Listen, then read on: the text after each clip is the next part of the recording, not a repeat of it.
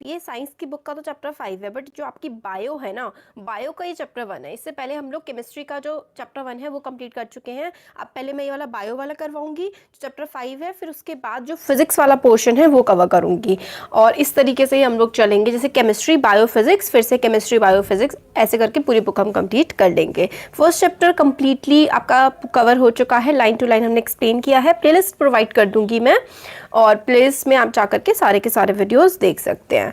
तो देखिए, fundamental unit of life, इसका आंसर है क्या होता है फंडामेंटल यूनिट ऑफ लाइफ? ये होता है cell. Cell is known as the fundamental unit of life. तो कैसे एग्जामिन किया था, कैसे हमें पता लगा था कि सेल प्रेजेंट होता है? तो देखिए, रॉबर्ट हुक है।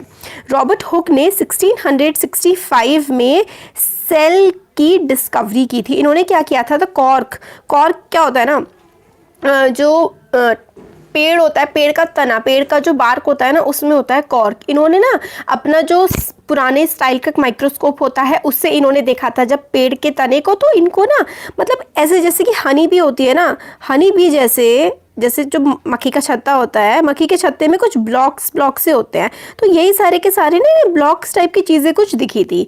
तो इन्होंने इस चीज़ को सेल कहा था। सेल का मतलब होता है लैटिन में लिटिल रूम, मतलब छोटा सा रूम जो है सेल कहा था। और आज हम इस टर्मिनोलॉजी का इस्तेमाल करते हैं कि जो स्मॉलेस्ट फंडामेंटल यूनिट होती है लाइफ की, उसको हम लोग सेल कहते हैं। और जो रॉबर्ट हुक ने इसकी डिस्कवरी की थी 1665 में। बहुत ही इंपॉर्टेंट क्वेश्चन है आपका, जो इन टेक्स्ट क्वेश्चन होते हैं उसका पहला क्वेश्चन है who discovered cell and how. तो देखिए, ये वाला जो क्वेश्चन है ना, यहाँ पर हमारा कहाँ गया, यहाँ पर है आपका question who discovered cell and how, ये रहा। तो who discovered cell? Robert Hooke. Robert Hooke कब किया था?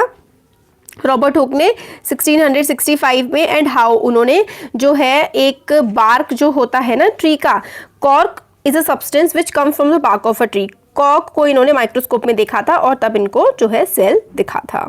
तो इस तरीके से इन्होंने सेल की खोज करी थी। तो अब तो खैर उस टाइम पे तो प्रिमिटिव साइन का माइक्रोस्कोप था, अब तो काफ़ी सारे माइक्रोस्कोप आ चुके हैं।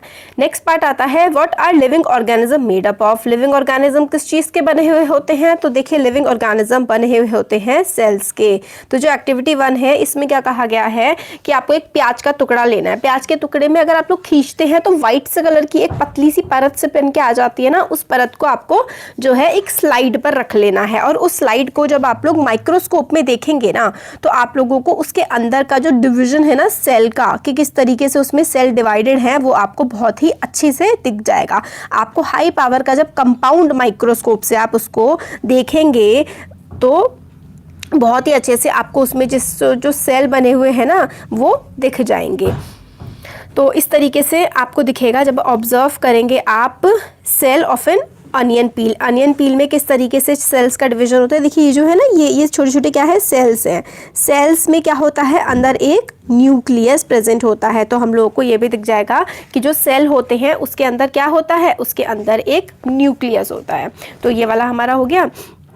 तो टेम्परेरी माउंट्स जब अनियन पील के डिफरेंट साइज़ के हम लोग देखेंगे तो इसमें यही है कि अलग अलग अनियन पील एक बार हमने इतनी बड़ी ले ली, एक बार छोटी ले ली, और एक बार हमने उनको एक सबके ऊपर के ऊपर रख दिया। जब भी हम कुछ भी करेंगे ना, तो भी हम देखेंगे कि चाहे कोई कितना भी छोटा पार्ट हो अनियन पील का, चाहे कितना ही बड़ा हो, सबके अंदर क्या होते हैं, सबके अंदर सेल्स प्रेजेंट होते हैं। तो व्हाट आर दीज स्ट्रक्चर्स? तो these structures look similar to each other. चाहे कोई भी साइज ले लीजिए, सारे के सारे स्ट्रक्चर सिमिलर लगेंगे। Together they form a big structure like a onion bulb. Onion bulb मतलब अनियन का बड़ा सा टुकड़ा की तरह हम लोगों को सारे के सारे जो सेल के स्ट्रक्चर दिखते हैं। हम लोगों ने जो एक्टिविटी करी थी, हमने डिफरेंट साइज के अनियन बल्ब्स लिए थे, मगर सबका जो स्मॉल स्ट्रक्चर था, जब हम लोगों को चाहे कितना ही बड़ा ले लें चाहे छोटा ले लें, माइक्रोस्कोप के जब अंदर हम देखेंगे तो हमें जो सेल दिखेंगे ना, वो हम लोगों को बिल्कुल एक जैसे ही दिखेंगे। ये है इसमें small structure that we see are basic building units of onion bulb. These structures are called cell. जो छोटे छोटे से हम लोगों को स्ट्रक्चर दिख रहे हैं ना अनियन के अंदर, जब हम लोग उसको माइक्रोस्कोप के अंदर रख के देख रहे हैं तो उसी चीज़ को हम लोग सेल्स कहते हैं। सिर्फ अनियन में ही नहीं, जितने भी अर्थ पर ऑर्गेनिजम्स प्रेजेंट हैं सबके सब सेल से ही बने हुए हैं। मोर टू नो में ये वाला जो पार्ट है कि वही कि सेल जो है किसने डिस्कवर किया था सबसे पहले, रॉबर्ट हुक ने 1665 पर। He observed cell in a cork slice with the help of primitive microscope. Cork slice पर उसने सेल को देखा था। ल्यूवेनहूक जो थे इन्होंने इम्प्रूव माइक्रोस्कोप से देखा था कि पानी में सेल्स होते हैं, वो भी बिल्कुल ऐसे ही हर चीज़ में, क्योंकि सेल है तो उन्होंने पॉन्ड वाटर में सेल देखे थे पहली बार। रॉबर्ट ब्राउन जो थे उन्होंने डिस्कवर किया था कि एक न्यूक्लियस होता है। तो न्यूक्लियस किसने डिस्कवर किया था सेल में, ये भी बहुत इंपॉर्टेंट है। Who discovered nucleus in the cell, तो Robert Brown discovered nucleus in the cell. Purkinje ने क्या डिस्कवर किया, प्रोटोप्लाज्म आके हम इस चैप्टर में देखेंगे।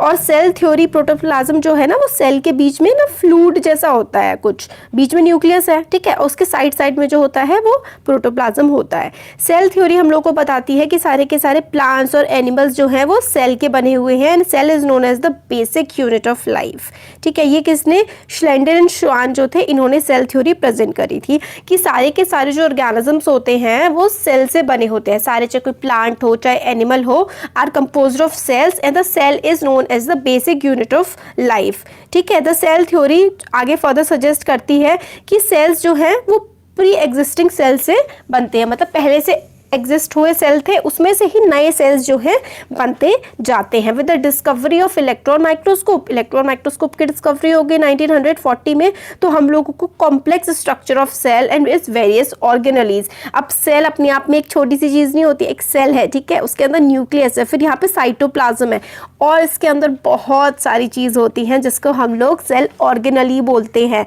जैसे कि सेल वॉल होती है, न्यूक्लियस होता है, साइटोप्लाज्म, एंडोप्लाज्म, रेटिकुलम, ये सारा का सारा इसी चैप्टर में हम आगे देखेंगे।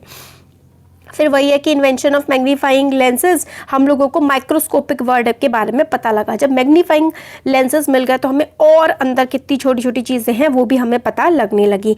अब बहुत सारा देखिए, singular structure single cell organisms भी होते हैं और मल्टी सेलुलर ऑर्गेनिज्म भी होते हैं। जो सिंगल सेल ऑर्गेनिज्म होते हैं उसको हम लोग अमीबा कहते हैं, ठीक है, अमीबा कहते हैं, अमीबा, पैरामीशियम और बैक्टीरिया, ठीक है, पैरामीशियम, अमीबा, पैरामीशियम, बैक्टीरिया, ये सिंगल सेल ऑर्गेनिजम्स होते हैं। और मल्टी सेलुलर ऑर्गेनिज्म होते हैं जैसे कि human being.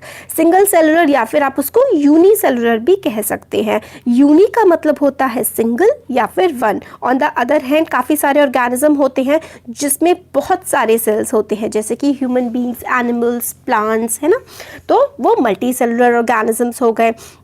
Her multi cellular organism has come from single cell organism. किस तरीके से सारे के सारे जो मल्टी सेलुलर ऑर्गेनिज्म हैं पहले तो वो एक सिंगल सेल ऑर्गेनिज्म ही रहे थे, और वो मल्टी सेलुलर कैसे हो जाते हैं, cells divide to produce cells of their own kind.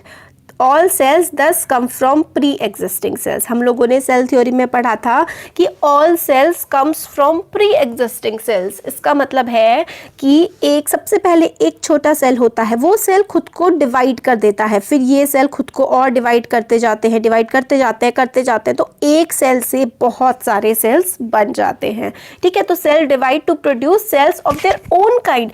Cell divide होता है, खुद अपने जैसा ही सेल बना देता है।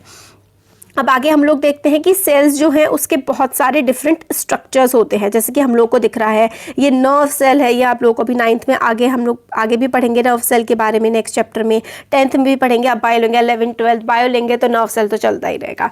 सेल्स अलग अलग शेप्स के होते हैं। देखिए नर्व सेल कैसा लंबा सा है, एक मोटा सा गोल सेल होता है, ओवम होता है, ये smooth cell, blood cell, bone cell, अलग अलग शेप्स के सेल्स होते हैं। तो some organisms can have cells of different kinds, जैसे कि ह्यूमन बींग्स में जो सेल होते हैं वो अलग अलग तरीके के होते हैं, हम लोग ये इसमें देख रहे हैं। जो शेप होता है सेल का, साइज होता है, are related to specific function they perform. मतलब जो भी शेप एंड साइज होता है ना सेल का, वो उस पर डिपेंड करता है कि वो फंक्शन क्या परफॉर्म कर रहा है, मतलब जो उसका काम होगा उसके हिसाब से ही सेल की शेप एंड साइज होगी। कुछ सेल्स होते हैं जैसे कि अमीबा तो खुद की शेप को चेंज करता है, अमीबा ऐसे भी हो सकता है, अमीबा ऐसा भी हो सकता है, अमीबा ऐसा भी मतलब अलग अलग शेप का अमीबा हो सकता है। वो अपनी ज़रूरतों के हिसाब से अपनी शेप को चेंज करता रहता है। कुछ केसेस में जो सेल होते हैं कुड बी मोर और लेस फिक्स्ड और peculiar from a particular type of cell. कुछ सेल होते हैं जो अपनी शेप चेंज नहीं कर पाते, जैसे कि नर्व सेल है, उसकी टिपिकल शेप होती है। हम लोगों ने देखा था ना नर्व सेल, मैं आपको बताई थी, बहुत पढ़ेंगे आप इसके बारे में। इस टाइप से जो है क्या बना दिया है ये देखिए, ये नर्व सेल है, ये नर्व सेल की एक पर्टिकुलर शेप है, ये अपनी शेप को चेंज नहीं कर सकता है, बहुत सारे सेल्स जो अपनी शेप को चेंज कर सकते हैं, ठीक है। तो ईच लिविंग सेल जो होती है, हर लिविंग सेल के पास कैपेसिटी होती है परफॉर्म करने का basic function that are characteristic of living forms. हर सेल के पास अपनी कैपेसिटी होती है कि वो अपने बेसिक फंक्शंस को परफॉर्म करता है जो पूरे के पूरे लिविंग फॉर्म के लिए ज़रूरी है। अब इसका क्या मतलब